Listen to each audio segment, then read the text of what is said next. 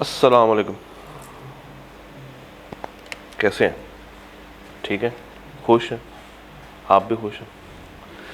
चलें जी, बाहर का मौसम तो बहुत सुहाना हुआ है और इसी सुहाने मौसम में हम लोग स्टार्ट करते हैं अपना day 4 of this crash course.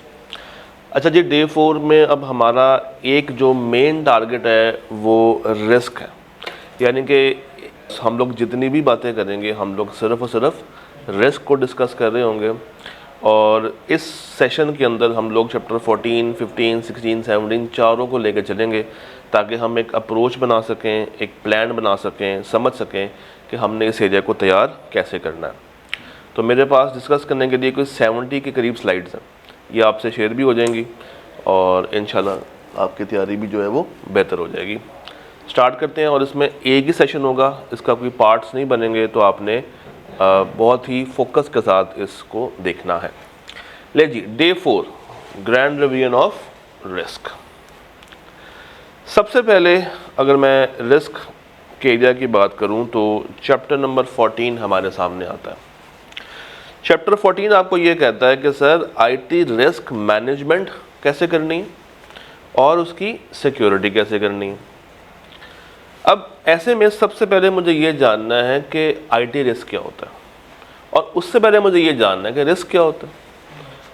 तो टेक्निकली पहले हम लोग रिस्क के ऊपर बात करेंगे, फिर आईटी रिस्क के ऊपर बात करेंगे, फिर आईटी रिस्क की मैनेजमेंट पे बात करेंगे और आईटी रिस्क की सिक्योरिटी पे बात करेंगे। तो 4 मेन एरियाज हैं इस एक चैप्टर के। कहानी शुरू होती है रिस्क की डेफिनेशन के साथ। तो रिस्क क्या है?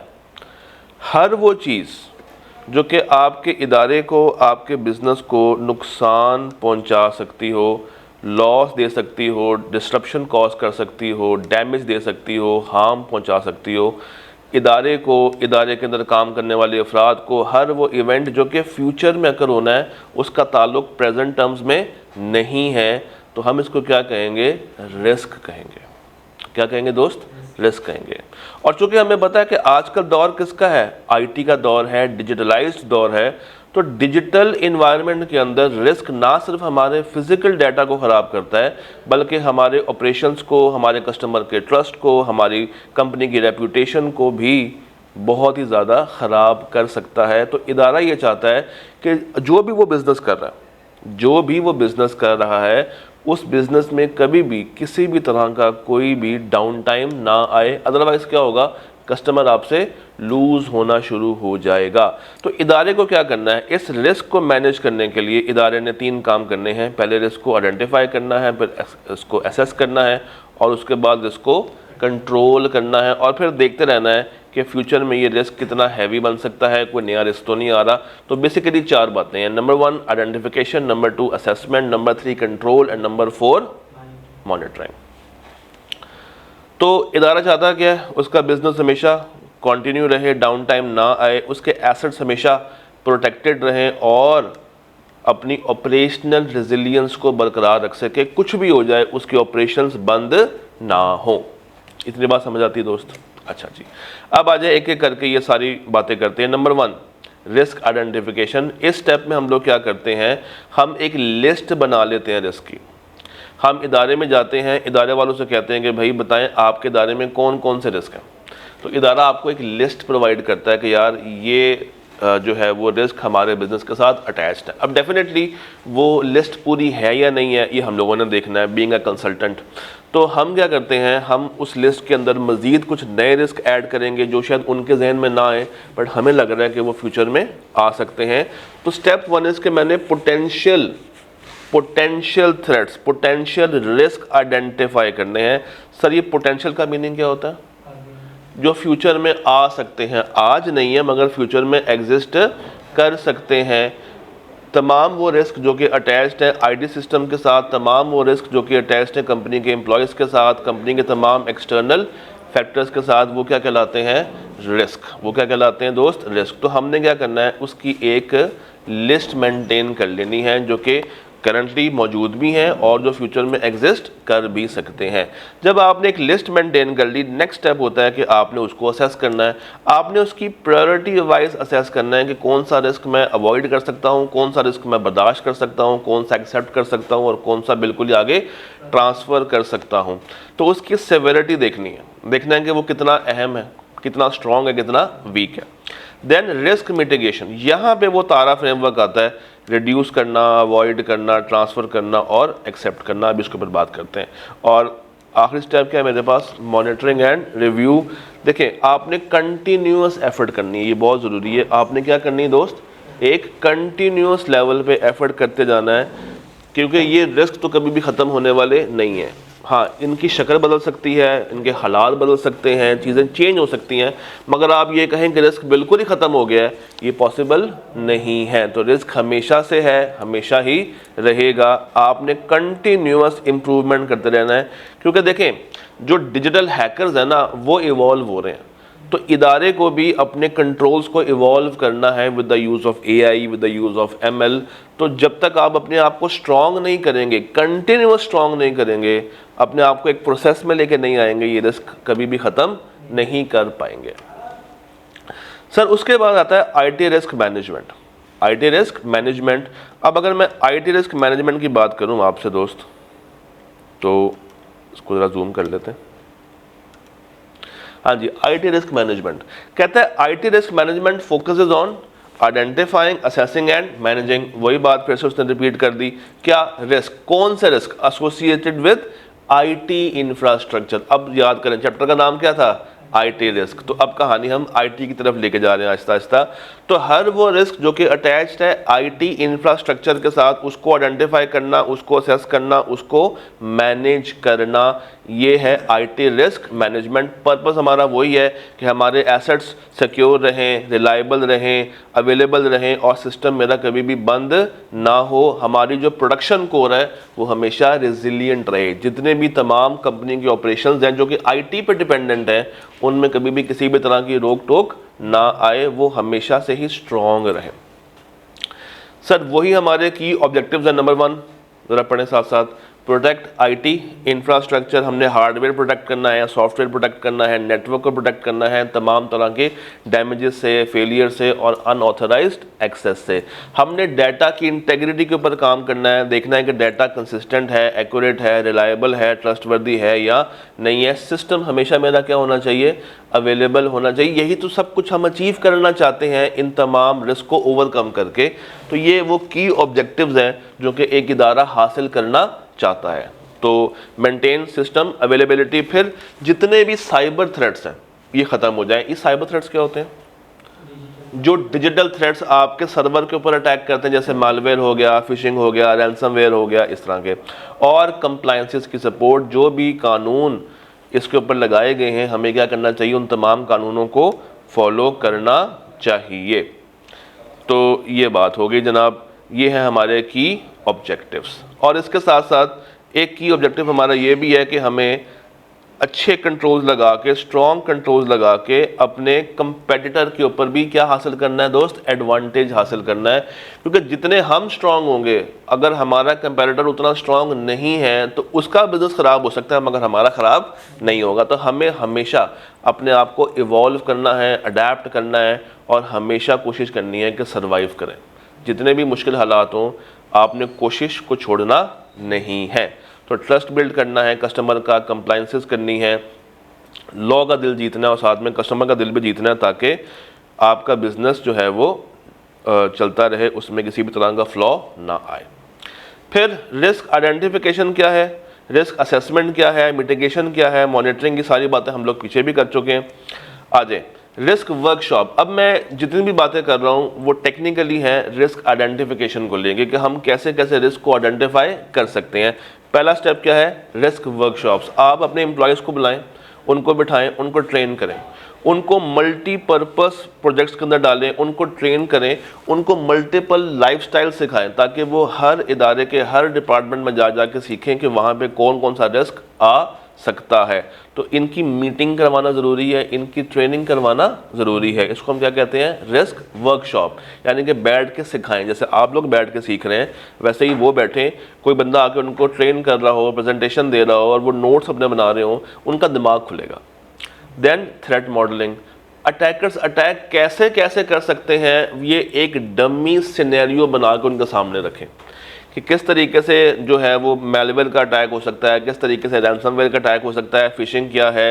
ये तमाम चीज़ों के एक मॉडल बना के उनको एक निज़ाम बना के दें जिससे वो देख सकें कि अभी कंट्रोल्स कितने जो है वो वल्नरेबल है और कैसे अपने सिस्टम को मज़ीद इम्प्रूव किया जा सकता है। क्योंकि जब तक उनको एहसास नहीं होगा कि उनका सिस्टम वीक है, वो उसको ठीक कैसे करेंगे। देन हिस्टोरिकल इंसिडेंट्स जो माजी में हो चुके हैं, जो माजी में थ्रेट्स आ चुके हैं, उनसे हम लोगों ने क्या सीखा, वो थ्रेट्स को कैसे कवर किया, क्यों आए, और उनको देख के आपने असेस करना है कि फ्यूचर में कैसे कैसे थ्रेट्स अकर हो सकते हैं। फिर रिस्क आइडेंटिफिकेशन के बाद सेकंड स्टेप क्या था? Risk assessment. असेसमेंट कैसे करें? इसको एनालाइज करके देखेंगे कौन कौन से रिस्क हैं, आइडेंटिफाई करें, उनके पोटेंशियल कॉन्सिक्वेंसेस तलाश करें। What is consequences? नताइज। फ्यूचर में इस रिस्क की वजह से क्या क्या मसले आ सकते हैं, उसको नोट डाउन करें।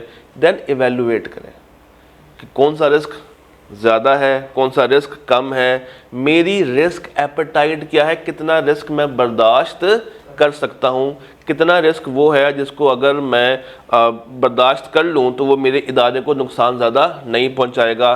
कंट्रोल्स लगाने में कितने पैसे लग रहे हैं, रिस्क कम करने में कितने पैसे लग रहे हैं, फिर अगर ये रिस्क कम ना करूँ तो उससे नुकसान कितना हो सकता है, मुझे कॉस्ट बेनिफिट एनालिसिस यहाँ पे करना पड़ेगा। Then I have to decide, मुझे डिसीजन लेना है कि मैं किस रिस्क को किस तरीके से मैनेज करूं।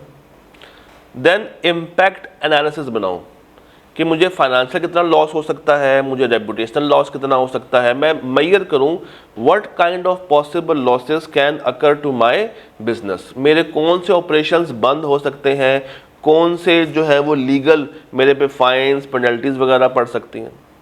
मैं देखूं प्रोबेबिलिटी असेसमेंट, कौन सा रिस्क बहुत कम है, वेरी लो, लो, मीडियम, हाई, वेरी हाई, तो मुझे रैंक करना है, मुझे एक ऑर्डिनल डाटा कायम करना है रिस्क का कि किस रिस्क को मुझे एक्सेप्ट करना है, किसको ट्रांसफ़र, किसको रिड्यूस, किसको मिटिगेट करना है।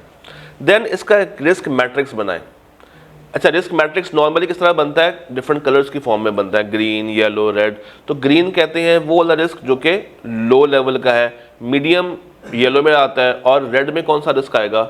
जो बहुत ज़्यादा हाई लेवल का रिस्क होगा। तो आप उसका मैट्रिक्स बना सकते हैं, उसके इम्पैक्ट को देख सकते हैं और प्रोबेबिलिटी देखनी है कि कब वो रिस्क अकर होगा, कब वो रिस्क अकर नहीं होगा। देन ये देखना बहुत ज़रूरी है कि आप किस हद तक रिस्क को बर्दाश्त कर सकते हैं, रिस्क एपेटाइट क्या है, और अगर रिस्क एपेटाइट से बढ़ जाए, यानी कि रिस्क ज़्यादा है और आप उसको बर्दाश्त नहीं कर सकते, तो फिर डेफिनेटली क्या करना है, आपने अच्छा सिस्टम लगाना है ताकि उस रिस्क से बचा जा सके। तो ये कुछ इस तरह का फ्लो चार्ट बनता है मेरे पास। सबसे पहले दोस्त आपने क्या करना है, आइडेंटिफाई करना है किसको? रिस्क को। फिर इसको असेस करना है। असेस करने के बाद आपने कंपेयर करना है विद द रिस्क एपेटाइट। अगर तो वो एपेटाइट के अंदर है, यानी कि आप बर्दाश्त कर सकते हैं, तो उसको क्या कर लूँ? एक्सेप्ट कर लूँ। अगर उसको पॉसिबल नहीं है तो उसको मैं ट्रीट करूँ एज रिस्क, और फिर देखूँ तीन चीज़ें, या तो रिड्यूस करूँ, या अवॉइड करूँ, या मैं क्या करूँ, उसको ट्रांसफ़र करूँ। तो ये बेसिकली वही तारा फ्रेमवर्क है। ये तारा फ्रेमवर्क है, देखें ज़रा, टी से ट्रांसफ़र, ए से अवॉइड, आर से रिड्यूस और ए से एक्सेप्ट। एक्सेप्ट कब करेंगे? जब भी आपके रिस्क एपेटाइट के अंदर आ रहा हो। तो वही चार बातें, मिटिगेशन, अवॉइड करना, ट्रांसफ़र करना, एक्सेप्ट करना। एक दफ़ा इसको ज़रा रीड कर लें जल्दी से। अवॉइड क्या है? जब आप उसको कंट्रोल नहीं कर सकते तो फिर आप वो काम करते ही नहीं हैं, आप वो रिस्क की एक्टिविटी करना ही बंद कर देते हैं, वो टेक यूज़ करना बंद कर देते हैं। एक्सेप्टेंस क्या है? जब रिस्क स्मॉल हो और उसको ठीक करने का खर्चा काफ़ी ज़्यादा आ रहा हो तो मैं उसको एक्सेप्ट कर लूँगा, मगर एक्सेप्ट उस वक्त करूँगा जब वो मेरी एपेटाइट का पार्ट होगा, जब मैं उसको बर्दाश्त भी कर सकता हूँ। और अगर मैं बर्दाश्त नहीं कर सकता तो फिर एक्सेप्ट करने की ज़रूरत नहीं है, मैं या रिड्यूस करूँगा, या अवॉइड करूँगा, या ट्रांसफ़र कर रहा हूँगा। तो ट्रांसफ़र क्या है दोस्त?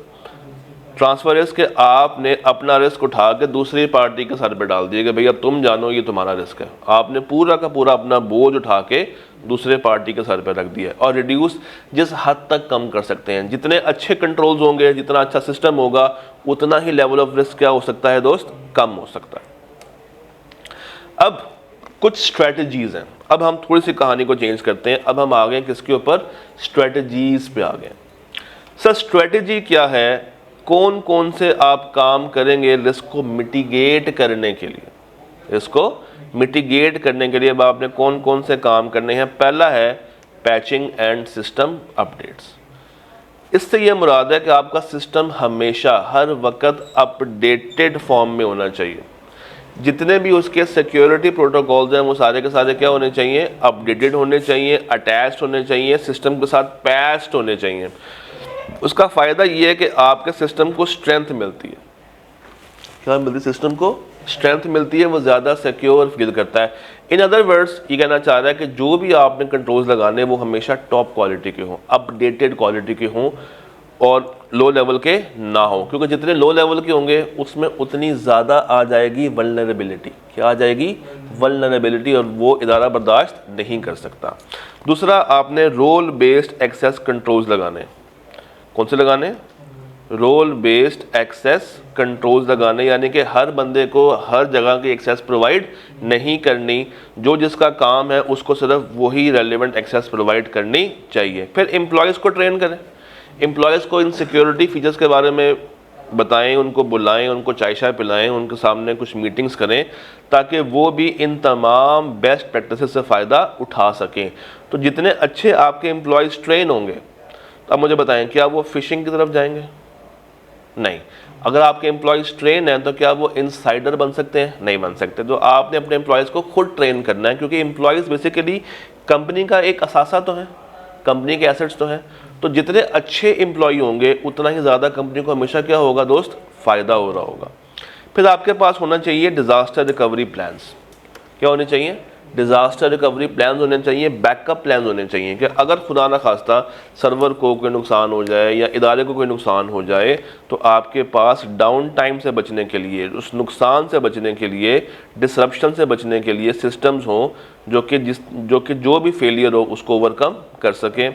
Then network segmentation. देखें, जब सारे बंदे एक ही नेटवर्क पे बैठे हुए ना तो सारे एक्सपोज टू रिस्क हैं, सारे एक्सपोज टू रिस्क हैं। तो आपने क्या करना है, जितनी भी इंटरनल एक्सेस है, जो इदारे के अंदर नेटवर्क आपने चलाया हुआ है, उसकी एक्सेस किसी बाहर वाले को प्रोवाइड नहीं करनी। और जो भी डाटा आपस में शेयर कर रहे हैं वो डाटा क्या होना चाहिए, हमेशा एनक्रिप्टेड फॉर्म में होना चाहिए, प्रोटेक्टेड फॉर्म में होना चाहिए। फिर रिस्क मॉनिटरिंग। रिस्क मॉनिटरिंग में मुझे क्या करना चाहिए, देखें दोबारा से करते हैं। पहला क्या था, रिस्क आइडेंटिफिकेशन। वो कैसे करना है, रिस्क वर्कशॉप से, थ्रेट मॉडलिंग से और इंसिडेंट को एनालाइज करके। उसके बाद रिस्क असेसमेंट, वो कैसे करना है, रिस्क को एनालाइज करके, इवेलुएट करके और डिसीजन करना है। फिर असेसमेंट, ये जो हम बात कर रहे हैं असेसमेंट की, ये कैसे कैसे की जा सकती है। आप इम्पैक्ट देखें, उसके होने का चांस देखें और इन दोनों का क्या बना लें, मैट्रिक्स बना लें, 2x2 का मैट्रिक्स के कौन सा रिस्क कितना ज़्यादा पावरफुल है, उसके होने का चांस कितना है। आपको याद होगा मेंडलो मैट्रिक्स, आप लोगों ने कहीं ना कहीं पढ़ा होगा, मेंडलो मैट्रिक्स, या PRC 5 में पढ़ा होगा या BIA में पढ़ा होगा। मेंडलो मैट्रिक्स ये कहता है कि जो स्टेक होल्डर्स होते हैं वो कितनी पावर रखते हैं, वो कितनी पावर रखते हैं और उनका इंटरेस्ट कितना है, वो कितनी पावर रखते हैं और उनका इंटरेस्ट कितना है। High power high interest, low power लो इंटरेस्ट। तो बिल्कुल ऐसा ही है कि उसका इम्पैक्ट हाई है कि लो है, उसका इम्पैक्ट हाई है कि लो है और उसकी प्रोबेबिलिटी होने का चांस ज़्यादा है या कम है। तो उसके हिसाब से आपने क्या बना लेना है, रिस्क मैट्रिक्स। ये कुछ इस तरीके का बन सकता है।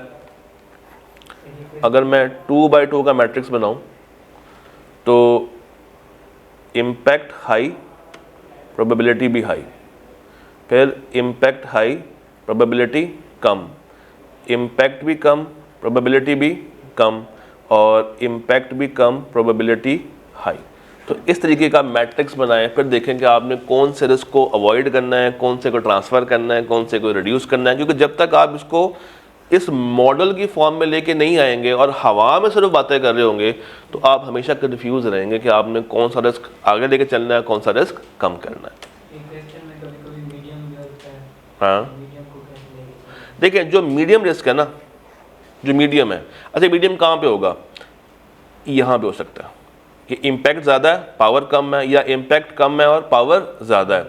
तो जो मीडियम लेवल के रिस्क हैं, जो मीडियम लेवल के रिस्क हैं, कोशिश ये करें कि उसको या तो आगे ट्रांसफ़र कर दें, या तो उसको आगे ट्रांसफ़र कर दें, या जितना रिड्यूस कर सकते हैं उतना क्या करें, रिड्यूस करें। तो अगर तो रिस्क आपका विद इन एपेटाइट है, एक्सेप्ट कर लें, और अगर एक्सीड कर रहा है तो फिर आपको डिफरेंट मेजर्स लेने की ज़रूरत है। और वो मेजर्स कौन से हैं अभी हम बात कर रहे हैं। अच्छा जी, आगे आ जाए रिस्क मॉनिटरिंग पे। रिस्क मॉनिटरिंग पे सर, रिस्क मॉनिटरिंग मेरे पास 1 2 3 तरह से होती है। 1 2 3 तरह से होती है। पहला क्या है? सीम, SIEM, इसके बारे में लिख लें। SIEM, सीम, इसके बारे में इसकी उर्दू लिख लें।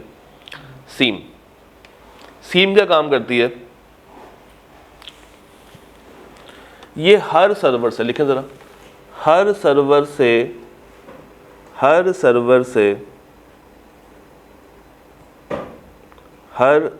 से इसको जूम कर देता हूँ। हाँ जी, सीम क्या काम करती है? हर सर्वर से, देख रहे हैं आप, हर इंडिविजुअल सर्वर से डाटा को पकड़ती है। अब देखें, परचेज का सर्वर अलग होगा, सेल्स का सेपरेट होगा, HR का सेपरेट होगा, मार्केटिंग का सेपरेट होगा। तो उसने क्या करना है? हर सर्वर से डाटा को पकड़ना और उसको एग्रीगेट करना है, इकट्ठा करना है। जब वो इकट्ठा करता है तो फिर देखता है कि कौन कौन सी सस्पिशियस एक्टिविटीज़ हुई हैं, फिर उसको डिटेक्ट करता है और एक अलार्म जनरेट करता है कि भाई इदारे में ये वाले मसले फ्यूचर में भी आ सकते हैं और अभी भी ये मसले एग्जिस्ट करते हैं। तो रादर के वो इंडिविजुअल देखे,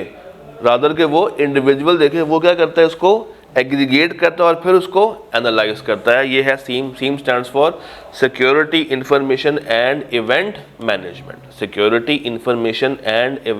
management.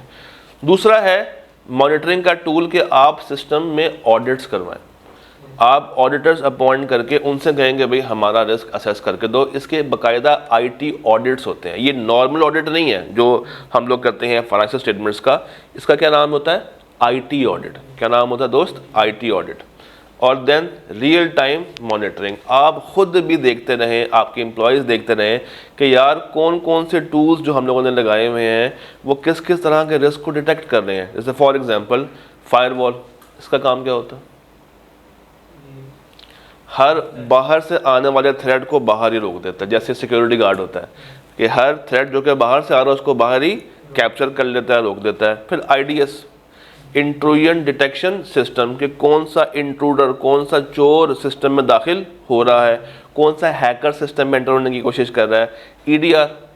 EDR stands for and point detection and response. Her system का अपना सिक्योरिटी जो है कंट्रोल, उसको हम क्या नाम देते हैं? EDR का। और अनोमलीज देखता है कि रेगुलर जो मूवमेंट्स होती हैं ट्रांजैक्शंस की, उससे हट के क्या हो रहा है। तो इस तरीके से आप अपने रिस्क को मॉनिटर कर सकते हैं। नंबर 1 सीम के थ्रू, नंबर 2 ऑडिट्स के through, number 3 real time monitoring. और रियल टाइम मॉनिटरिंग में आगे 4 बातें हैं: फायरवॉल, IDS, EDR और अनोमली डिटेक्शन। डन यहाँ तक? अगली बात करूँ, चलें। उसके बाद आप लोगों ने क्या करना है? उसके बाद रिपोर्ट्स बनानी है। क्या बनानी है? रिपोर्ट्स बनानी है। अब रिपोर्ट्स किस चीज़ के बनाएंगे? जो रिस्क आइडेंटिफाई हुआ उसके ऊपर कितना काम किया, कितना उसको कम किया, किसको ट्रांसफ़र किया, किसको रिड्यूस किया, जितनी भी बात पीछे पढ़ के आए हैं, अब उसको आपने डॉक्यूमेंटेड फॉर्म में लेके आना है। तो सबसे पहला काम आपने क्या करना है? आपने देखना है कि क्या कोई इंसिडेंट रिस्पॉन्स हुआ है। क्या मतलब? कोई ऐसा एक्सीडेंट जो कि हम प्लान नहीं कर रहे थे मगर हो गया हादसाती तौर पे, हम बिल्कुल भी उसको प्लान नहीं कर रहे थे मगर कुदरत की तरफ से वो हो गया। तो अब इदारे ने उसको कैसे ओवरकम किया, इदारे ने उसको कैसे ठीक किया, इदारे ने उसके बारे में नॉलेज कैसे हासिल की, हमारे इदारे की रिकवरी एफर्ट्स क्या क्या थी, हमारे इदारे की रिकवरी एफर्ट्स क्या क्या थी, वो आपने सब कुछ डॉक्यूमेंट कर लेना है कि उसका रूट कॉज क्या था, उसकी समरी बता दें, क्या एक्शंस लिए और हमने इससे क्या सीखा, हमने इससे क्या सीखा। देन इसके क्या बनाने हैं, रजिस्टर्स बनाने हैं। जैसे हम नोट्स बनाते हैं वैसे ही इदारे ने हर थ्रेड को, हर रिस्क को ट्रैक में रखना है कि रिस्क कहाँ से आया, कंट्रोल्स कौन से लगाए, कौन लेके आया, किस तरह का रिस्क था, फ्यूचर में आ सकता है या नहीं आ सकता, हमने कौन से मिटिगेशन मेजर्स लगाए, इसका करंट स्टेटस क्या है, किसने रिव्यू किया, हर चीज़ को आपने डॉक्यूमेंटेड फॉर्म में लेके आना है और लॉ की कंप्लायंस हो रही है नहीं हो रही है इसका भी रिकॉर्ड रखना है। और आपको पता है कि पाकिस्तान में लॉ कौन से काम करते हैं, पेका है, ईटीओ है और बाहर हिपा है, जीडीपीआर है। तो जो जो कानून है उनके बस नाम जेल में रखने हैं और आपने ये बताना है कि हमने देखना है कि ये लोग कानून को फॉलो कर रहे हैं या नहीं कर रहे। अच्छा जी, अब थोड़ी सी कहानी बदलती है। अब हम लोग एक एक करके डिस्कस करेंगे कि फिजिकल रिस्क कौन से हैं, डिजिटल रिस्क कौन से हैं, ह्यूमन रिस्क कौन से हैं, इन्वायरमेंटल रिस्क कौन से हैं और थर्ड पार्टी रिस्क कौन से हैं। सबसे पहली चीज़ आती है फिजिकल रिस्क। दोस्त, फिजिकल रिस्क क्या है कि आप का जो सर्वर फिजिकली पड़ा हुआ है उसको नुकसान पहुंच जाए, आपका सर्वर को फिजिकल डैमेज हो जाए। अब ये फिजिकल रिस्क हो सकते हैं because of a natural disaster, because of a natural disaster. And what is a natural disaster by the way? Flood आ गया, अर्थक्वेक आ गया, तूफान आ गया, आंधी आ गई, जिसकी वजह से सिस्टम बंद हो गया, सिस्टम में डाउन टाइम आ गया और आपका डाटा लूज हो गया। ये क्या है? आपका नेचुरल डिजास्टर। फिर इससे निपटा कैसे जाए? डिजास्टर रिकवरी प्लान्स होने चाहिए, बिजनेस कंटिन्यूटी प्लान्स होने चाहिए। देखिए यही बात अभी थोड़ी देर पहले पीछे भी पढ़ के आए थे। कंपनी के बैकअप्स होने चाहिए ऑफ साइट, यानी कि इदारे में बैकअप ना हो, कहीं और पड़ा हो, ताकि अगर इदारे को नुकसान हो गया तो हमारा बैकअप कहीं और पड़ा है वो सेफ हो जाए। फिर जोग्राफिकली आप अपने बैकअप्स को प्लेस करें, जोग्राफिकली डाइवर्स कर दें, सब सर्वर्स को एक जगह पे रखने की ज़रूरत नहीं है। ये शार्क खा जाती है रोजाना, वो और चीज़ है, वो शार्क नहीं खाती, वो बस शार्क पे इल्ज़ाम लगते हैं। अच्छा जी, थेफ्ट एंड वेंडलिज्म। थेफ्ट क्या है? अनऑथराइज्ड इंडिविजुअल, ऐसे लोग जिनको इदारे ने एक्सेस नहीं दी, ऑथराइज नहीं किया था, उन्होंने आपका हार्डवेयर चोरी कर लिया, उसको डैमेज दे रहे हैं, आपकी बिजनेस की सिक्योरिटी को इफेक्ट कर रहे हैं। तो इनसे कैसे बचा जाए? सीसीटीवी लगा लें, जहाँ पे सामान पड़ा हुआ है वहाँ पे सीसीटीवी लगा लें, सिक्योरिटी पर्सनल्स को हायर कर लें, बाहर सिक्योरिटी गार्ड बिठा दें और बायोमेट्रिक एक्सेस लगा दें कि फिंगरप्रिंट को स्कैन किए बिना या रेटिना स्कैन किए बिना कोई भी उस इदारे में या उस डिपार्टमेंट में या उस दरवाजे में एंटर नहीं हो सकता। कभी कभी चलते हुए हार्डवेयर ख़राब हो जाता है, हार्डवेयर सर्वर के ख़राब हो गए या कोई भी डिफेक्ट उनमें आ गया, वियर एंड टियर हो गया, उनको नुकसान हो गया, तो ये मसला आ सकता है। इससे कैसे बचा जाए? रेगुलरली मेंटेन करवा के। हार्डवेयर को नुकसान हो गया, सिस्टम बंद, तो आपके पास क्या होना चाहिए? बैकअप होना चाहिए। फिर कभी कभी बिजली की वजह से काम नहीं हमारा हो पाता, तो आपके पास बिजली के लिए बैकअप यूपीएस होना चाहिए, जनरेटर होना चाहिए। और अगर पूरा इंफ्रास्ट्रक्चर ही डैमेज हो गया, जहाँ पे सामान रखा था, जहाँ पे सर्वर रखा था, वो बिल्डिंग ही डैमेज हो गई है, तो फिर आपके पास ऑल्टरनेट रिकवरी साइट्स होनी चाहिए, आपके पास एक ऑल्टरनेट बिल्डिंग होनी चाहिए जहाँ पे जाके आप अपने काम को जारी रख सकें। इन शॉर्ट, बिजनेस बंद नहीं होना चाहिए, चाहे नेचुरल डिज़ास्टर हो, चाहे थेफ्ट हो, चाहे हार्डवेयर फेलियर हो, चाहे पावर ख़राब हो रही हो, चाहे इंफ्रास्ट्रक्चर आपका डैमेज हो रहा हो, इदारे को बंद नहीं करना। फिर आता है कौन सा रिस्क? Digital risk. ये वाला कौन सा था? Physical risk. सर डिजिटल में क्या है कि malware and ransomware, malicious software, malicious software जो कि आपके सिस्टम में एंटर होकर आपके डाटा को करप्ट कर रहे हैं। और रैंसमवेयर एक स्टेप आगे का है, ये सिर्फ करप्ट नहीं करता बल्कि उसके बाद क्या मांगता है? पैसा मांगता है कि इतना पैसा दोगे तो हम इसको आज़ाद करेंगे। इससे कैसे निपटें? आप एंटीवायरस सॉफ्टवेयर्स बना लें, फायरवॉल्स लगा लें, सिक्योरिटी पैचेस, आपका सिस्टम हम हर वक्त अपडेटेड सिक्योरिटी के साथ काम करना चाहिए। फिर फिशिंग अटैक्स किसे कहते हैं? लिंक के जरिए आपके पास एक लिंक आया, आपने गलती से उस लिंक पे क्लिक कर दिया और सारा डाटा उसको प्रोवाइड कर दिया। ये क्या है? ये फिशिंग है। ये ईमेल्स के थ्रू भी होता है, मैसेजिंग के थ्रू भी होता है, और इसके जो है वो मलिशियस लिंक्स बनते हैं।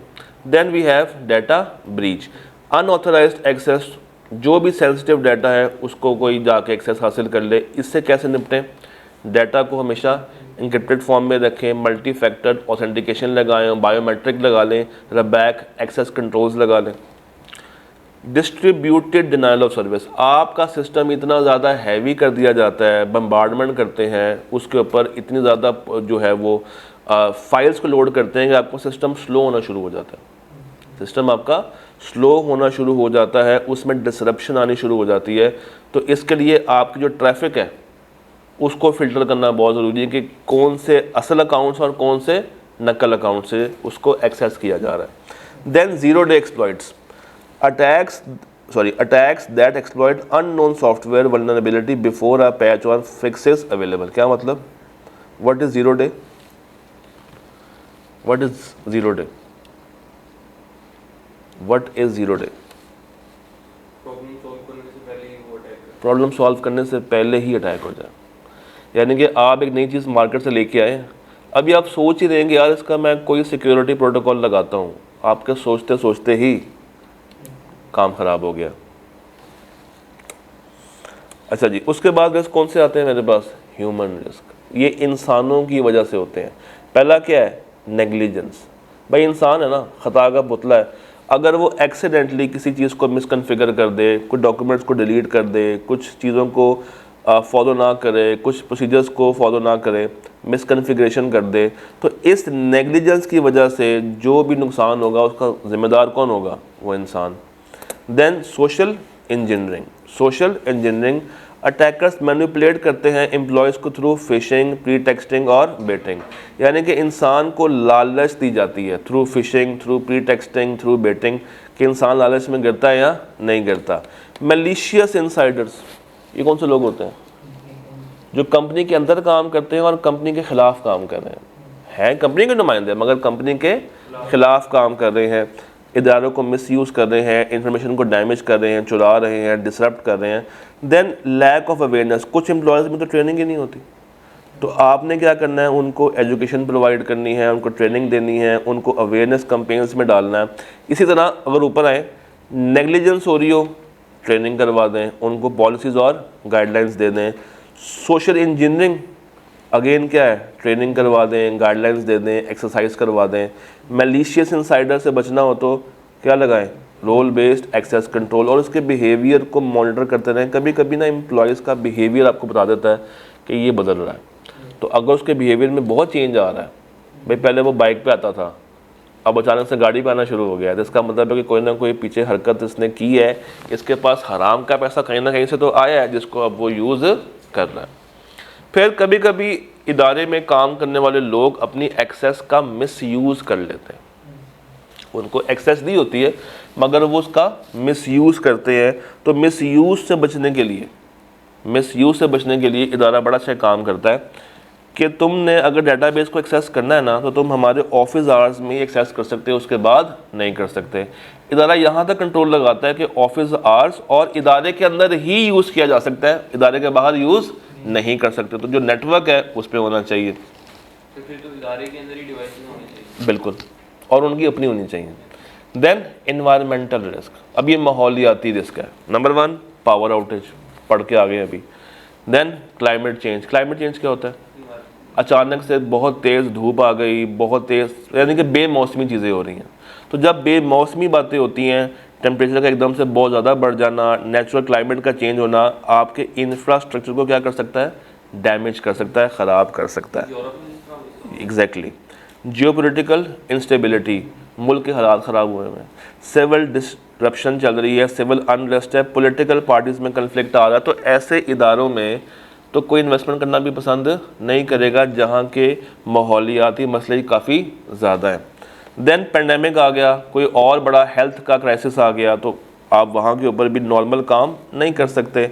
Then external environment disruptions, flood आ गया, फायर, ये वही पुरानी बात है कि अगर इस तरह का कोई भी सीन हो जाए तो आपने इससे निपटना कैसे है, कैसे आपने हमेशा पावर का बैकअप रखना। ये पावर का बैकअप किसे कहते हैं? जनरेटर वगैरह रखना। देन अगर क्लाइमेट चेंज हो रहा है तो आपके पास कूलिंग सिस्टम्स होने चाहिए, या आप अपने सिस्टम को, अपने इदारे को एक लोकेशन से उठा के किसी दूसरी लोकेशन पे डाल दें तो भी आपको फ़ायदा मिल सकता है। अगर बहुत मसला आ रहा है तो फिर रिमोट काम कर लें, लोगों को अपने इदारे में बुलाएं ना। जैसे पैंडेमिक में लोगों ने क्या किया, घर बैठ के काम किया।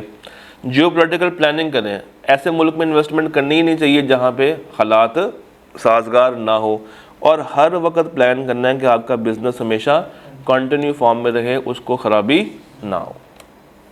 थर्ड पार्टी रिस्क, ये वो लोग हैं जो कि हमसे अटैच्ड नहीं है। पहला कौन है? वेंडर। आपने जिससे सर्वर लिया हुआ है उसने कस्में खाई थी कि जनाब सर्वर की क्वालिटी बहुत अच्छी है, बहुत अच्छी है, बहुत अच्छी है। आपका डाटा ब्रीच नहीं होगा, आपने बाय कर लिया, जैसे ही बाय करके डाटा अपलोड किया, डाटा के मुझे हाथ ना लगो, डाटा ब्रीच होना स्टार्ट हो गया। देन मिसकॉन्फ़िगरेशन, आपने क्लाउड सर्वर लिया, बड़ा अच्छा था, बट आपने उसको सेटिंग अच्छी से नहीं की। जब सेटिंग ठीक से नहीं की तो सेंसिटिव डाटा एक्सपोज हो गया। भाई आपने पासवर्ड नहीं लगाया, या लगाया तो क्या लगा दिया 1 2 3 4, अभी कोई पासवर्ड होता नहीं। देन सप्लाई चेन अटैक, जहाँ से इंफॉर्मेशन आपको आ रही, जहाँ से आपको डाटा आ रहा है, उनमें मसला आ जाए, ये क्या है?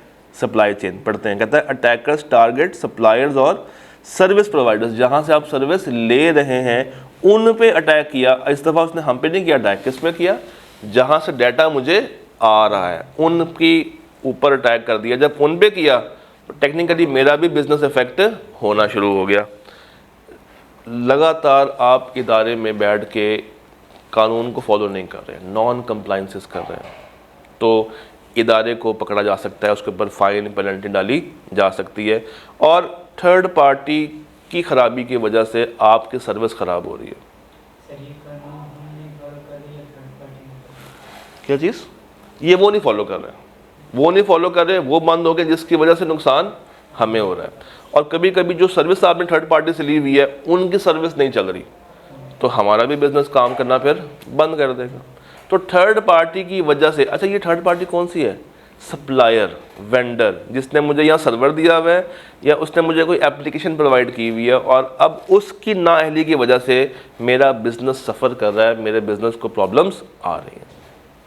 देन ये कुछ नाम लिखे हुए हैं कंप्लाइंसेस जिनकी आपने करनी है। स्टेट बैंक ऑफ पाकिस्तान है, SCCP है, पैका है, ETO है, ये सिर्फ आपने एक दफ़ा देख लेने, इसको याद करने की ज़रूरत नहीं है। यहाँ पे चैप्टर 14 का एक पार्ट ख़त्म होता है, अभी चैप्टर पूरा ख़त्म नहीं हुआ, एक रेलेवेंट हिस्सा उसका ख़त्म हुआ है। अब ये बातें मैं जोड़ूंगा ITGC के साथ, यानी कि चैप्टर नंबर 16 के साथ। तो अभी 14 ख़त्म नहीं हुआ, मगर जितनी बातें यहाँ तक कर ली हैं अब ये मैं जोड़ना शुरू करूँगा किसके साथ? चैप्टर नंबर 16 के साथ। तो 16 पे आ जाते हैं। अब आप देखिएगा बातें बहुत सारी रिपीट होना शुरू हो जाएंगी। Let's start chapter number 16।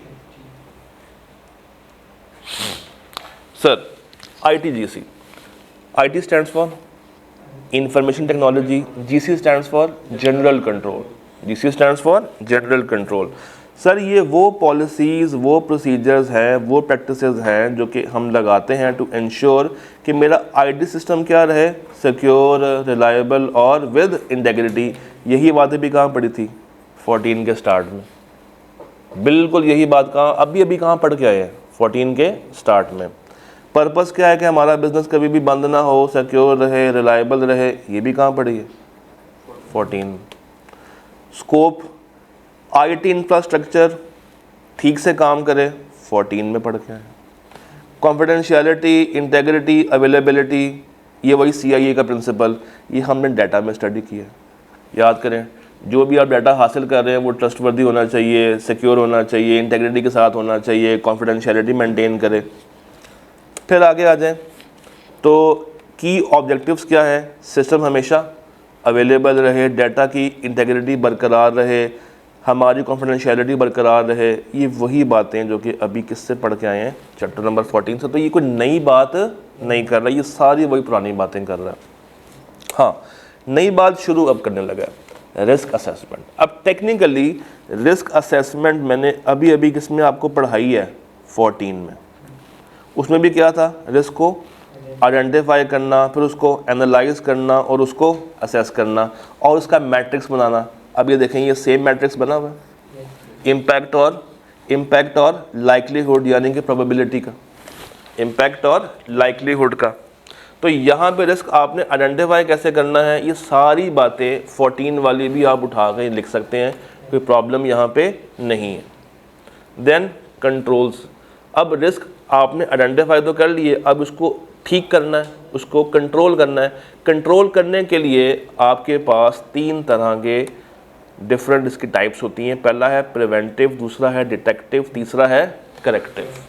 Preventive वो जो कि सिस्टम में एंटर होने से ही रोक दे, डिटेक्टिव वो जो सिस्टम में एंटर हो गया है, रिस्क आ गया है, अब वो डिटेक्ट कर रहा है कि वो कौन कौन सी खराबियां डाल रहा है, और करेक्टिव दुरुस्त करना, सिस्टम को वापस उसी हाल में ले आना जिस हाल में वो पहले था।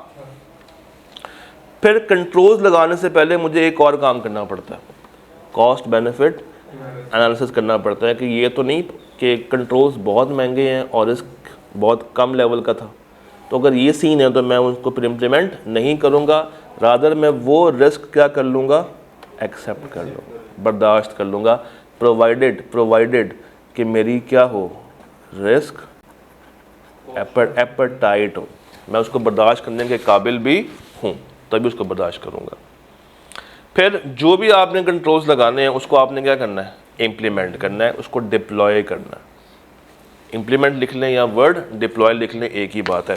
हाँ, कभी कभी जब आप सिस्टम में कंट्रोल्स लगाते हैं ना, तो इदारे को एक चेंज मैनेजमेंट के प्रोसेस से गुजरना पड़ता है, इदारे में एक बदलाव ज़रूर आता है। ये बदलाव किसे कहते हैं कि जो आपका पुराना सिस्टम था और जो आपका नया सिस्टम आ रहा है, अब लोग पुराने वाले पे ज़्यादा काम करते थे तो इनको फ़िक्र इसकी ज़रा ज़्यादा है, इनको काम करना इसके ऊपर आता है।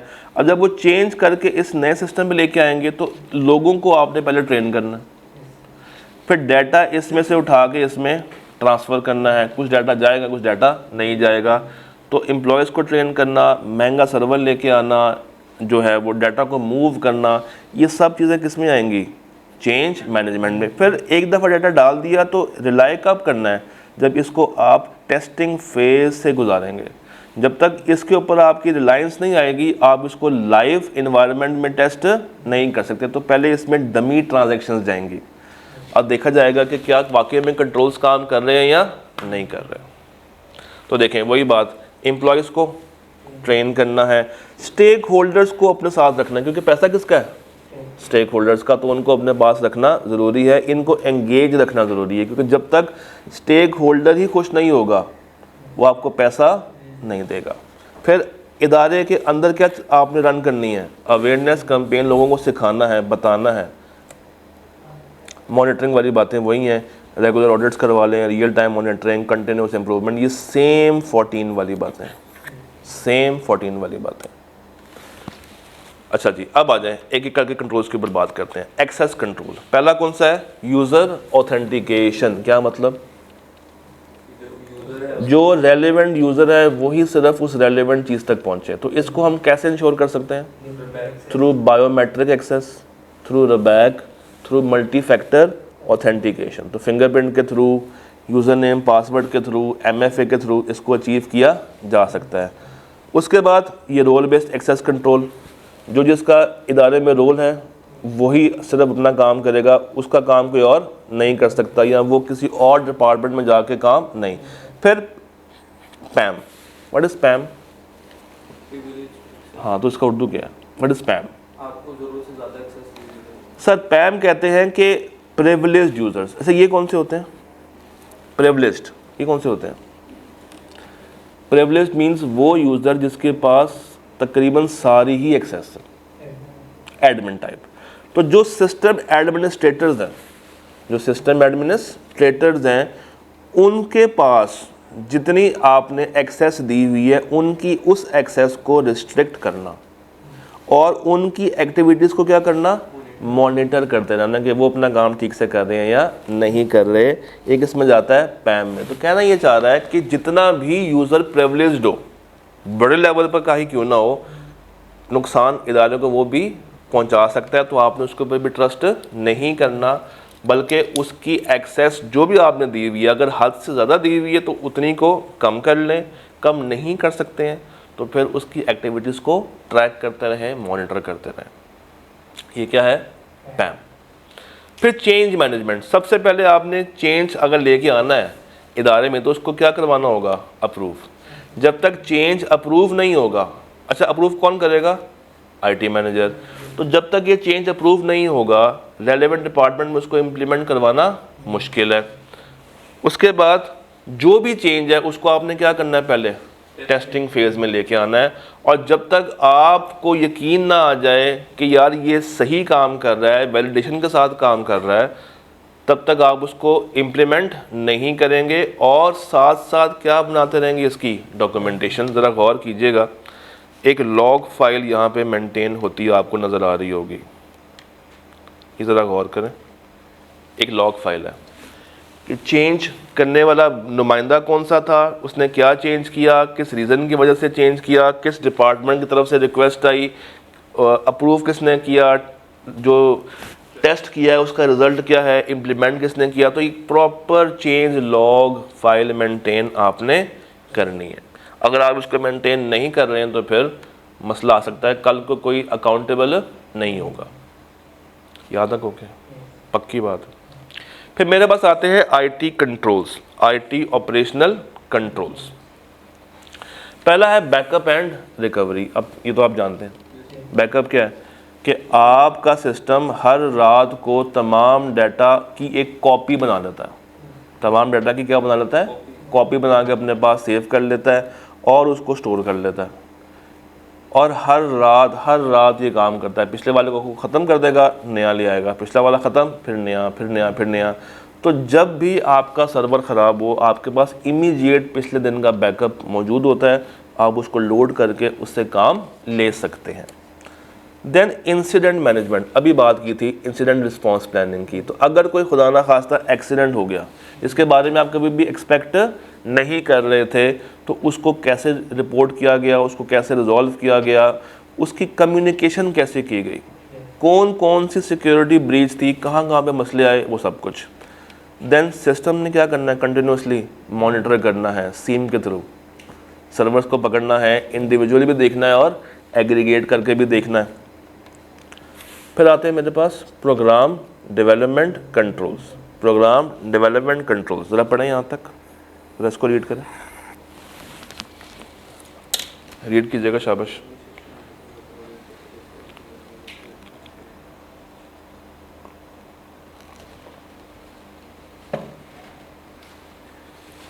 आप कोई नया प्रोग्राम, कोई नई एप्लीकेशन सिस्टम में लेके आना चाह रहे हैं, तो जब आप कोई नए सिस्टम में कोई नई चीज़ ऐड करने जा रहे हैं, कोई नई एप्लीकेशन बना रहे हैं, कोई सॉफ्टवेयर बना रहे हैं, सबसे पहले आपने इसकी क्या हासिल करनी है, रिक्वायरमेंट, कि आप उस नई डिवाइस के साथ, नई एप्लीकेशन के साथ, नए सॉफ्टवेयर के साथ करना क्या चाहते हैं, आपकी रिक्वायरमेंट क्या है।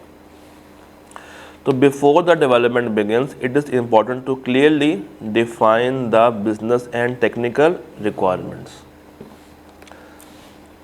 तो आपने तमाम रिक्वायरमेंट्स की एक लिस्ट बना लेनी है। उसके बाद आपने कोडिंग करनी है। अच्छा, क्या कोडिंग फर्स्ट टाइम में ठीक हो जाएगी? नहीं, फर्स्ट टाइम में ठीक नहीं होगी, second time, third time, fourth time, तो हर वक्त उसका रिव्यू चलता रहेगा। आपने कोड बनाया, चलाया, उसमें बग आ गया, फिर बनाया, फिर चलाया, फिर बग आ गया, फिर बनाया, फिर चलाया, फिर बग आ गया। फिर कभी कभी आप वापस भी जाएंगे कि यार तुमने रिक्वायरमेंट ठीक से दी थी मुझे। कभी कभी मसला कहाँ पे आ सकता है, रिक्वायरमेंट में आ सकता है, और उससे मसला कहाँ पे आ रहा होगा, कोड में।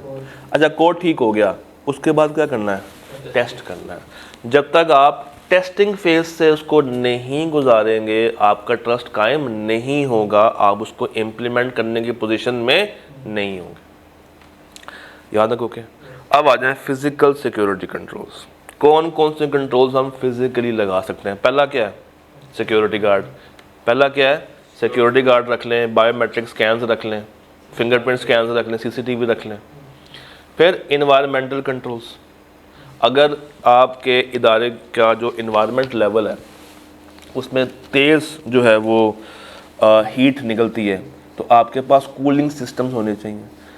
सर्वर्स को प्रोटेक्ट करने के लिए आप उसको दूसरी बिल्डिंग्स में जाकर रखना शुरू कर दें। तो इदारे ने देखना है कि अगर उसके अंदर कोई नुकसान हो सकता है, जैसे अचानक से आग लग सकती है, अचानक से आग लग सकती है, टेम्परेचर एकदम से राइज़ कर सकता है, हाई हो सकता है, तो उनके पास क्या उससे निपटने के लिए कोई प्लान्स मौजूद है या नहीं है। फिर सर्वेलेंस, ये क्या होता है? सीसीटीवी कैमरेज। तो जितने भी सीसीटीवी कैमरेज हैं, क्लोज सर्किट कैमरेज हैं, अलार्म सिस्टम्स हैं, वो हर वक्त एक्टिव होने चाहिए, हर वक्त काम करने चाहिए। ये ना हो कि कंट्रोल दिखने में तो है मगर वो ठीक से काम नहीं कर रहा। फिर challenges in managing IT general control, जब आप कंट्रोल्स लगाते हैं तो आपको क्या क्या मुश्किलात का सामना करना पड़ता है? Number 1, complexity of IT environment. भाई आईटी इन्वायरमेंट बेसिकली चलता है डिजिटल सेटअप के ऊपर, इसके कोई ख़ास इतने बड़े बड़े एसेट्स नहीं होते मासिव सर्वर्स वगैरह के। तो जब भी आप कोई नया सिस्टम लेके आएंगे, भाई फ़र्ज़ करें अब आपने ब्लॉकचेन लेके आना है, अब ब्लॉकचेन की साइंस एक अपने अंदर है, उसको इम्प्लीमेंट करना इतना आसान होगा नहीं, मुश्किल है, और उसकी कॉस्ट भी क्या होगी? अच्छी खासी हाई होगी। तो कभी कभी वो सेटअप ही अपने अंदर एक मसला खड़ा कर देता है, अपनी कॉस्ट को लेके, अपनी स्पीड को लेके, अपनी इम्प्लीमेंटेशन स्टेजेस को लेके। फिर रिसोर्सेज ही नहीं है, पैसा ही नहीं है, सारा काम किससे होते हैं? पैसों से। अच्छा पैसा है मगर जो चीज़ बाय करना चाहते हैं वो रेलेवेंट सिस्टम अवेलेबल ही नहीं है। इवॉल्विंग साइबर सिक्योरिटी थ्रेट्स, आपका हैकर दिन ब दिन इवॉल्व हो रहा है, तो आपने भी क्या करना है? अपने आप को इवॉल्व रखना है, कंप्लायंसेस को देखना है और बैलेंस करना है फ्लेक्सिबिलिटी को और स्केलेबिलिटी को। यहाँ पे आके एक हद तक 16 ख़त्म होता है, यहाँ पे आके एक हद तक 16 ख़त्म होता है। अब हम जा रहे हैं आईसीटी में। किस में? आईसीटी में। चैप्टर नंबर बताएं? 17। तो 14 से स्टार्ट किया, किस में आ गए? 16 में। अब कहाँ जा रहे हैं? 17 में। फिर वापस आएंगे 14 में और एंड करेंगे 15 के साथ। तैयार है? आईसीटी, आईसीटी पढ़े ज़रा। पहला क्या है? Cyber security risk. Cyber security, what is cyber?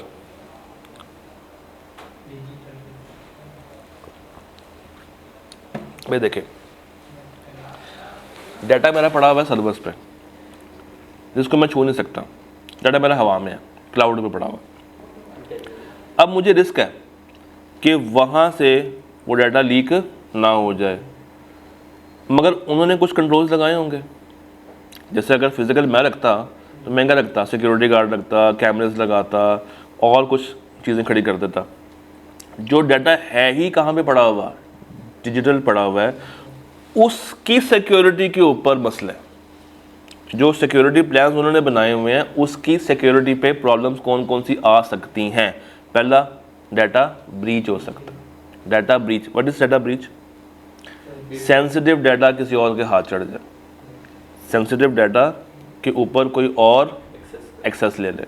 Number 2, ransomware. ये रैंसमवेयर कौन से होते हैं? एनक्रिप्ट करके पैसे मांगना। मैलिशियस सॉफ्टवेयर जो कि डाटा को एनक्रिप्ट करेंगे और क्या मांगेंगे? पैसे मांगेंगे। फिर फिशिंग एंड, अभी देखें ये सारे अल्फाज टेक्निकली पीछे पढ़ के आ चुके हैं। कहाँ पे? 14 में। तो मैं बार बार यही कहता हूँ, अगर आपका 14 अच्छा तैयार है तो 15, 16, 17 बहुत ईजिली प्रिपेयर किए जा सकते हैं। ठीक है, लिखा हुआ है।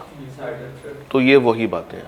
अब एक दफ़ा अगर आपने इनसाइडर 14 से पढ़ लिया है, समझ आ गई है, डिफाइन कर दिया है, तो यहाँ पे आगे कोई नई चीज़ नहीं दे रहा, वही चीज़ दोबारा से बता देता है।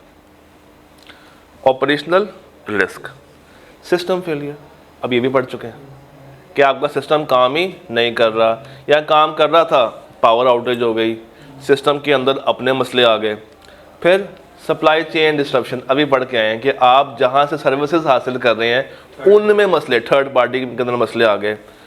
प्रोसेस इनएफिशिएंसीज, कंप्लायंस रिस्क, आप कानून की खिलाफ वर्जी करें, ये भी पीछे पढ़ चुके हैं। फाइनेंशियल रिस्क, ये कुछ नया। पहला क्या है? फ्रॉड। फ्रॉड किसे कहते हैं?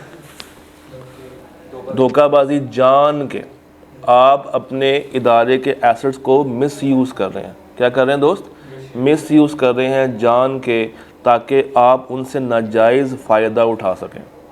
इसको ओवरकम करने के लिए हम ब्लॉकचेन का इस्तेमाल करते हैं। हम एक AI का इस्तेमाल करते हैं कि हमारे जो एम्प्लॉयज़ हैं वो इदारे के अंदर रहते हुए डाटा को लेके उसको बेच तो नहीं रहे हैं, उससे कोई नाजायज़ फ़ायदा हासिल तो नहीं कर रहे। फिर मार्केट वोलेटिलिटी, मार्केट ही शेकिंग कर रही है, कभी मार्केट ऊपर जाती है, कभी मार्केट नीचे आ रही है। तो जब मार्केट ही स्टेबल नहीं है तो क्या आपका इदारा कंटिन्यूस प्रॉफिट्स कमा सकता? नहीं।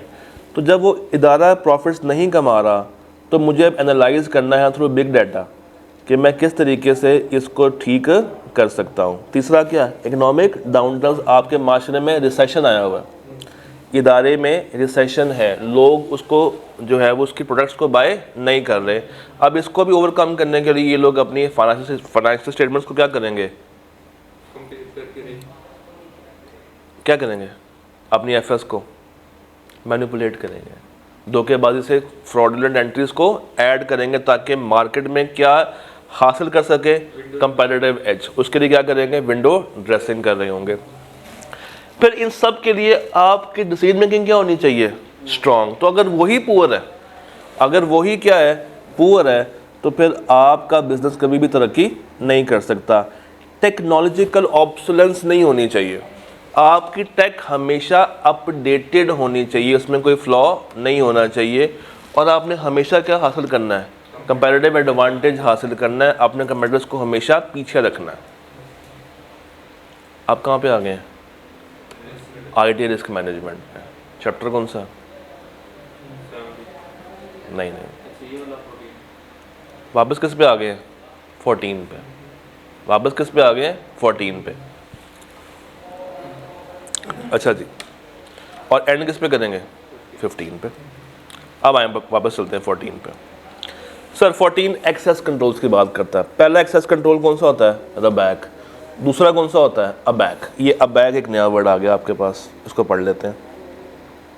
पहला वर्ड कौन सा है दोस्त? रबैक। रबैक कहते हैं रोल बेस्ड एक्सेस कंट्रोल को। क्या मतलब? जो जिसका काम है, जो जिसका रोल है, उसी में सब कुछ करना है। और ABAC attribute based. What is attribute? What is attribute? नहीं, एट्रीब्यूट जो बंदा जिस डिपार्टमेंट में काम कर रहा है, जिस लोकेशन में काम कर रहा है, सिर्फ उसी लोकेशन के अंदर रहते हुए, उसी डिपार्टमेंट में रहते हुए, उसी नेटवर्क को यूज़ करते हुए डेटाबेस की एक्सेस हासिल कर सकता है, उसके बाहर नहीं कर सकता। ये है अबैक, कि बेशक उसके पास रोल है, वो देख सकता है, मगर एक इदारे के अंदर, चार दीवारी के अंदर, उससे बाहर जाके उसको उसकी एक्सेस करना पॉसिबल नहीं है। Then least privilege principle. Least privilege principle, आपने कोशिश करनी है कि बेशक एक बंदा जितना ही मर्जी प्रिविलेज क्यों ना हो, एडमिन क्यों ना हो, उसको हमेशा एक्सेस क्या दें? लिमिटेड, कम से कम एक्सेस दें। और मल्टी फैक्टर क्या होती है? एक से ज़ायद ऑथेंटिकेशन कैसे की जा सकती है? पासवर्ड्स लगा के, OTP लगा के, बायोमेट्रिक्स लगा के। फिर आ जाए, एक होता है पिम और एक होता है पैम। एक होता है पिम और एक होता है दोस्त पैम। दोनों को साइड बाय साइड कर लेते हैं। सर जी, पिम क्या है? Privileged identity management. जरा पढ़े, पहले आप लोग पढ़ें। दोनों को मैंने साइड बाय साइड कर दिया, जरा कंपेयर करें दोनों में फ़र्क क्या है।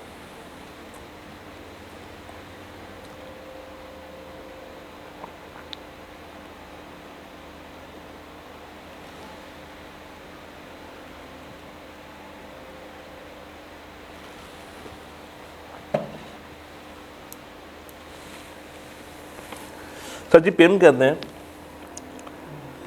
एक बंदा जो कि एडमिन है। कौन है? एडमिन है। आपने उसको एक्सेस प्रोवाइड कर दी, ठीक है, कर दी, वेरी गुड, अब अपना काम शाम कर रहा हूँ। आपने हमेशा उसकी एक्सेस के अंदर रहते हुए वो जो काम कर रहा है उसको आइडेंटिफाई करना है। यानी कि एक्सेस दे के भूल नहीं जाना कि तुम जो मर्ज़ी करते रहो, उसको हमेशा आइडेंटिफाई करते रहें कि वो कोई गलत काम तो नहीं कर रहा। उसकी एक्सेस को कभी कम कर दें, कभी बढ़ा दें, कभी कम कर दें, कभी बढ़ा दें, अपने हिसाब से मैनेज करते रहें। उसके हर काम का क्या करवाएं? ऑडिट करवाएं। उसके हर काम को क्या करवाएं? ऑडिट करवाएं, ताकि उसको भी एहसास हो कि उसके ऊपर भी कोई बैठा हुआ है। ये है पिम। और पैम क्या है? क्लोजली मॉनिटर करें उसकी एक्सेस को, जो वो काम कर रहा है उसकी डिटेल्स निकलवाएं और उसको भी कम से कम एक्सेस देना शुरू करें। ये क्या है? ये पैम है। तो उसकी एक्सेस को मैनेज करना पैम है, उसकी आइडेंटिटी को मैनेज करना पिम। देखिए, एडमिन तो कोई भी हो सकता है, आप हो सकते हैं, आप मैं, कोई भी हो सकता है। तो फोकस करना on identifying, managing and auditing privileged identities such as admin. अब एडमिन आपका भी वो रोल है, आपका भी, मगर हम में से क्या कोई वो बंदा तो नहीं है जो कि गलत काम कर रहा है। तो अगर शक हो जाए तो उसके काम को मॉनिटर करें और उसके काम को फौरी तौर पे ऑडिट करवाएंगे, क्या वो ठीक से काम कर रहा है या नहीं कर रहा। और फिर पैम ये कहता है कि उसकी एक्सेस को मिनिमाइज़ कर दें। उसकी एक्सेस को क्या कर दें दोस्त? मिनिमाइज़ कर दें, कम से कम रखें, या उसके काम को रिकॉर्ड करते रहें। वो जो काम कर रहा है उसके काम को रिकॉर्ड करते रहें, फ़िल्टर करते रहें, अपनी कमांड्स ऐड करते रहें, ताकि उसके काम को बाद में एनालाइज किया जा सके। इसमें अब हाँ जी बिल्कुल, वो पर्सन के लिए, वो काम के लिए, बिल्कुल ऐसा ही है। फिर आ जाए एनक्रिप्शन। ये क्या होता है? डाटा को प्रोटेक्ट कर देना। किस तरह? आपको समझ आए मगर दूसरों को समझ ना आए, ये क्या है? एनक्रिप्शन। सर एनक्रिप्शन जो है वो दो तरह से होती है, एक होती है विद पब्लिक की और एक होती है विद प्राइवेट की। पब्लिक की कौन सी होती है? पब्लिक की कौन सी होती है? पब्लिक की का फ़ायदा क्या होता है? पब्लिक की जो दोनों के पास सेम की है, जो भेज रहा है और जो रिसीव कर रहा है, दोनों के पास की कौन सी है? सेम। यानी कि कोड लगाने वाली और डी कोड करने वाली की क्या है? सेम। और प्राइवेट की, जो कोड लगा रहा है वो डिफरेंट है, जो एन कोड कर रहा है वो डिफरेंट है। तो इसमें आपने ये करना है कि आपने हर डाटा को एनक्रिप्ट करके चलना है। क्या करके चलना है? एनक्रिप्ट। अच्छा, डाटा भी दो तरह से होता है, एक रेस्ट, जैसे ये आप स्लाइड देख रहे हैं ना, ये एट रेस्ट है, इसमें कोई चेंज आ रही है? नहीं। बट अगर मैं साथ साथ काम कर रहा हूँ तो ये कहलाएगा डाटा एट ट्रांजिट। अब इसमें कोई चेंज है? नहीं, तो ये डाटा एट रेस्ट है। जब इसमें चेंज आ रही होगी तो ये क्या बन जाएगा? Data in transit. तो दोनों केसेस में आपने डाटा को प्रोटेक्टेड फॉर्म में रखना है, चाहे वो एट रेस्ट पड़ा हो। अच्छा, डाटा एट रेस्ट से मुराद वो भी है जो डाटा एट वेयर हाउस पड़ा, क्योंकि अब तो उसमें कोई चेंज नहीं आ रही ना। हमने वहाँ पे क्या पढ़ा था कि उसको हमेशा एनक्रिप्टेड फॉर्म में रखें।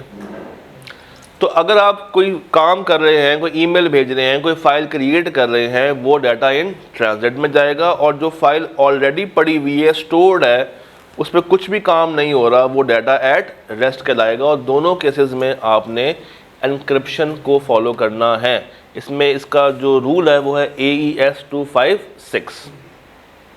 तो पब्लिक की प्राइवेट की वाली बात हम लोगों ने कर ली। अब आ जाएं इंसिडेंट रिस्पांस के ऊपर। वैसे ये भी हम लोगों ने कर तो लिया है कि जब भी कोई इंसिडेंट हो, अचानक से कुछ हो, तो आपने उसको आइडेंटिफाई करना है, एनालाइज करना है, कैसे कम किया, कैसे कंटेन किया, कैसे ख़त्म किया, उसकी रिकवरी कैसे की। एक दफ़ा इसको भी पढ़ लें, प्रिपरेशन से स्टार्ट करें, ज़रा नीचे तक आते जाएँ, तो तसल्ली से पढ़ लें ताकि ये पॉइंट भी ख़त्म हो जाए हमारा। तो पहला पॉइंट क्या है? प्रिपरेशन। इसमें टीम को ट्रेन किया है, सिक्योरिटी बढ़ाई हुई है, बैकअप सिस्टम्स मौजूद हैं। उसके बाद डिटेक्शन, थ्रेट्स को पकड़ लिया, देन एनालिसिस। इसमें क्या किया? इंसिडेंट को इवेल्युएट किया, कंटेन कैसे उसको ठीक किया, इरेडिकेट मालवेयर कैसे ख़त्म किया, और रिकवरी किस तरीके से अपने सिस्टम को वापस से रीस्टोर किया। फिर कुछ एडवांस्ड टेक्नोलॉजीज़ भी हैं। पहली कौन सी है? AI और ML। इसके ऊपर पूरा चैप्टर है। अगला क्या है? Zero trust. ये क्या होता है?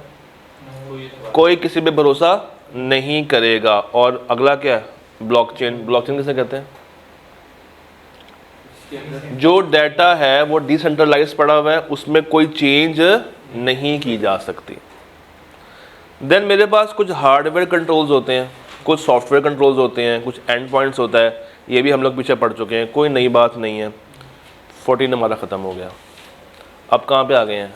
15 पे। एक चीज़ गौर की है, कई दफ़ा कई बातें रिपीट हुई हैं, मैं फिर से बता रहा हूँ, 14 तैयार हो जाए, बाकी 3 ऑटोमेटिकली तैयार हो जाते हैं, इसमें कोई नई बात नहीं है। सर 15 बात करता है साइबर सिक्योरिटी थ्रेट्स के ऊपर। 15 बात करता है किसके ऊपर?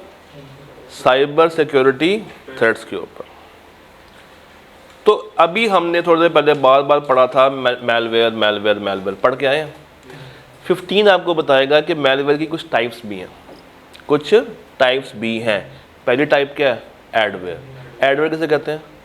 कि आप काम कर रहे हैं, अचानक से कुछ एड्स आपके सामने आना शुरू हो जाए अनवांटेड, और आप उसको क्लोज करने के लिए क्लिक करें और वो अगली वेबसाइट पे ले जाए, फिर अगली पे ले जाए, फिर अगली पे ले जाए, और वो बार बार आपके काम में हर्डल डिस्ट्रैक्शन लेके आ रहा हो। अगला क्या है? स्पाईवेयर। स्पाईवेयर मीन्स एक ऐसा सॉफ्टवेयर जो कि आपके सिस्टम में एंटर हो चुका है और अब वो कुछ नहीं कर रहा, सुकून से बैठ के आपकी एक्टिविटीज़ को ट्रैक कर रहा है कि आप क्या काम कर रहे हैं, कैसा काम कर रहे हैं, किस राब्ते में हैं, कौन सी मेल कर रहे हैं, कौन सा डॉक्यूमेंट खोल के बैठे हुए हैं, क्या रीड कर रहे हैं, आपकी सर्च हिस्ट्री के पीछे पड़ जाए। ये क्या है? स्पाईवेयर। अगला वायरसेस। ये तो हैं ही वो जिन्होंने डाटा को पकड़ के क्या करना है? करप्ट करना है। वॉर्म, ऐसा सॉफ्टवेयर जो कि बार बार क्या हो रहा है? रेप्लिकेट हो रहा है, ग्रो कर रहा है, 1 से 2, 2 से 4, 4 से 8। अगला Trojan horse. Trojan horse means वो सॉफ्टवेयर जो कि फ्रंट एंड से नहीं आए, कहाँ से आए हैं? बैकडोर से आए हैं। फ्रंट एंड में तो आपने कोई गेम इंस्टॉल की थी, मगर बैक एंड के ऊपर उस गेम में कोई ना कोई जो है वो वायरस छुपा हुआ था। और उसके बाद क्या है? स्केयरवेयर। स्केयरवेयर मीन्स फेक सिस्टम इन्फेक्शन। आपको अचानक से स्क्रीन में नज़र आए आपका सिस्टम करप्ट है, हालांकि वो करप्ट नहीं है, बट सिस्टम क्या शो कर रहा है कि मैं क्या हो गया हूँ? करप्ट हो गया हूँ, मुझे ठीक करने के लिए फला टूल को डाउनलोड करो। अब उस टूल में क्या है? वायरस है। देन साइबर क्राइम्स कौन कौन से होते हैं? पहला क्या है? Cyber stalking. ये क्या होता है? साइबर स्टॉकिंग, ऑनलाइन प्लेटफॉर्म से किसी को आप किसी को हरास कर रहे हैं, किसी का नंबर लेके उसको मैसेजिंग कर रहे हैं, टेक्स्ट कर रहे हैं, किसी का पीछा कर रहे हैं, मगर फिजिकली नहीं, डिजिटली। किसी के फेसबुक को आपने फॉलो पे लगाया हुआ है, कोई इंस्टाग्राम बार बार आप देख रहे हैं किसी का, ये क्या कहलाता है? ब्लैकमेलिंग। ये क्या कहलाता है? Cyber stalking. अगला क्या है? फोर्जरी। फोर्जरी मीन्स जालसाजी। आपने किसी का कोई डॉक्यूमेंट पकड़ के उसके नकली साइन कर दिए, डिजिटल नॉट फिजिकल। देन वो सॉफ्टवेयर यूज़ करना जो कि पायरेटेड है, नकली हैं, जाली हैं। साइबर टेररिज्म, इंटरनेट का यूज़ करते हुए आप खौफ और हरास फैला रहे हैं। फिशिंग आपको पता है। देन हैकिंग, ये भी आपको इस चीज़ की नॉलेज है। कुछ अटैक्स होते हैं सोफिस्टिकेटेड, ये 4 है। पहला कौन सा है? सलामी। सलामी किसे कहते हैं? छोटे छोटे प्रॉब्लम्स जो कि अल्टीमेटली बड़े बन जाते हैं। शुरू में क्या होते हैं? छोटे, मगर हम कहते हैं यार चलो कोई बात नहीं, छोटा सा मसला तो है, मगर वो बाद में एक बड़ा रुख इख्तियार कर लेता है। डाटा डिडलिंग, डाटा को प्रोसेसिंग में डालने से पहले उसमें चेंजेस कर लेना। ईमेल स्पूफिंग, ऐसी ईमेल जो कि लग रहा है कि ऑथेंटिकेटेड ईमेल से आई है, मगर उसकी ईमेल एड्रेस में कोई ऐसा फ्लॉ हो जो कि आप उस वक्त पहचान ना पा रहे हो, ये क्या कहलाता है? Email spoofing. Then logic bombs, ऐसे वायरसेस जो कि तब अटैक करेंगे जब कोई सिस्टम में अपडेट आएगी। लॉजिक, कोई ना कोई टाइम, कोई ना कोई जो है वो चीज़ इसके साथ अटैच्ड है कि जब ये अकर होगा तब ये बॉम्ब फटेगा, जब ये इवेंट होगा तब वायरस स्प्रेड होना शुरू होगा। देन इनसाइडर थ्रेट्स, हाँ, जो फिशिंग है वो तो आई ही जाली ईमेल से है। ईमेल स्पूफिंग ये है कि ईमेल बहुत ही करीब करीब है, फर्स्ट गो में आप उसको आइडेंटिफाई नहीं कर पाए कि ये नकली ईमेल है या ये असल ईमेल है, ये है ईमेल स्पूफिंग। फिशिंग ज़रूरी नहीं कि ईमेल पे ही हो, वो व्हाट्सएप पे भी हो सकती है। सर इनसाइडर कौन से होते हैं? जो इदारे में रह के इदारे को नुकसान पहुंचा रहे हैं, और एक्सटर्नल जो कि इदारे से बाहर है और इदारे को नुकसान पहुंचा रहे हैं। तो अब इसके लिए हमारे पास स्ट्रेटजीज कौन कौन सी होनी चाहिए, हम लोगों को क्या करना चाहिए, एक एक करके पढ़ते चले जाते हैं। हमारे पास स्ट्रेटजीज कौन कौन सी होनी चाहिए। हमने अपने इदारे का सबसे पहले सिक्योरिटी कल्चर स्ट्रॉन्ग रखना। जितना ज़्यादा टॉप मैनेजमेंट इसके ऊपर काम करेगी उतना ज़्यादा इदारे को फ़ायदा होगा। नंबर 2, एक्सेस कंट्रोल्स लगाने हैं। नंबर 3, सिक्योरिटी टेक्नोलॉजीज़ का यूज़ करना है। फिर थ्रेट्स को साथ साथ मॉनिटर करना है, डिटेक्ट करते रहना है, प्रिपेयर करना है फ्यूचर के लिए, और जो थर्ड पार्टी रिस्क आपको आते हैं उसको भी आपने मैनेज करना है। प्रिवेंटिव मेजर्स कौन कौन से हैं? एम्प्लॉयज़ को क्या प्रोवाइड करें? Security training, strong access management over back और बैक, रेगुलरली क्या करते रहे, सिस्टम को अपडेट करते रहें, डाटा को बैकअप में रखें, रिकवरी में रखें, ईमेल फिशिंग को प्रोटेक्ट करें, स्पूफिंग को प्रोटेक्ट करें, नेटवर्क सिक्योरिटी इंप्रूव करें, और डाटा को हमेशा एनक्रिप्टेड फॉर्म में रखें, कोई नई चीज़ नहीं है। फिर detection and monitoring, detection and monitoring. अब ज़रा गौर कीजिएगा, पहला स्टेप क्या है? Data collection. ज़रा पढ़ें। आप डेटा हासिल कर रहे हैं, सिस्टम से डेटा निकाल रहे हैं जहाँ जहाँ पे प्रॉब्लम्स हो सकती हैं। उसके बाद डाटा को एग्रीगेट, ये कौन करता था? सीम। डाटा को इंडिविजुअल से निकाल के उसके बाद में क्या बनाता था? एक एग्रीगेटेड वर्जन। उसके बाद आप क्या कर रहे हैं? एनालाइज कर रहे हैं, उसमें से जो मसले हैं वो पकड़ पकड़ के बाहर निकाल रहे हैं। देन सिस्टम में अलर्ट जारी कर रहे हैं कि यार ये मसला आ सकता है, और उसके बाद उसका रिस्पॉन्स, ठीक करने के बाद उसका review. Then emerging cyber security threats कौन कौन से हैं? एमर्जिंग थ्रेट्स कौन कौन से हैं?